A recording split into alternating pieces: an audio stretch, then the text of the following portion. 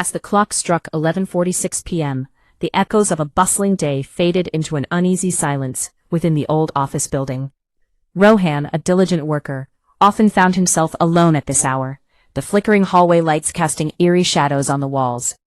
The building was a relic of another time, with its worn carpet and creaking floors, but it was home to Rohan's ambition, nestled on the 10th floor, surrounded by the remnants of late-night coffee cups and half-finished projects. Tonight, as he made his way to the elevator, a chill crept up his spine. It was just him and the hum of fluorescent lights overhead. He pressed the button, and the elevator doors opened with a slow, almost reluctant creak, revealing an empty compartment waiting to swallow him whole.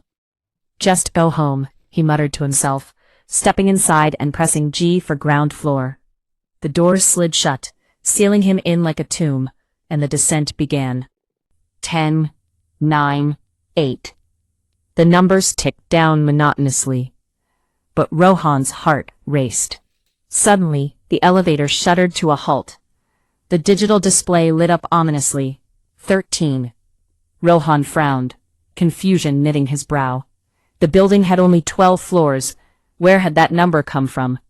Just as unsettling was the palpable darkness beyond the elevator doors that had opened to reveal an abyss. The absence of light was suffocating, as if the very air had thickened with dread. Then he heard it, a whisper, soft yet insistent, threading through the shadows. Rohan.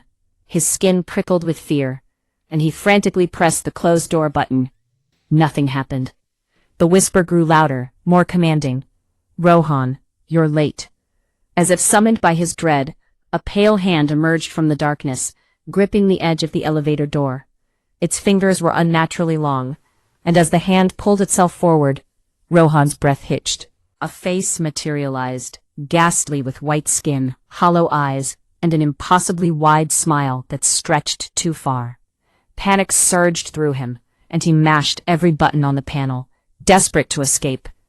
The doors slammed shut just as quickly as they had opened, and the elevator plummeted downward, faster than he thought possible.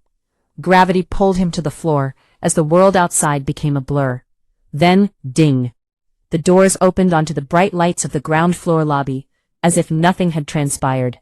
Rohan stumbled out, his heart racing, glancing over his shoulder in disbelief. He rushed outside, where a bewildered security guard stood. "You okay?" the guard asked, concern etching his features. "There's a 13th floor," Rohan shouted. "The elevator stopped there." The guard's brow furrowed in confusion. "This building only has 12 floors." Rohan turned back, his heart sinking. Above the elevator, the digital display ticked down. 12, 11, 10. Then it stopped. The doors slowly opened again, revealing the same empty compartment. Rohan's heart froze as he looked inside. There he was, standing in the elevator, smiling back at himself, mirroring his shock.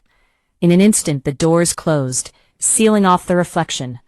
The next morning, the security guard reported that Rohan never left the building, but every night at 11:46 p.m., as the clock ticked ominously, the elevator still stopped at floor 13, and someone new stepped inside, greeted by the haunting whisper of the darkness.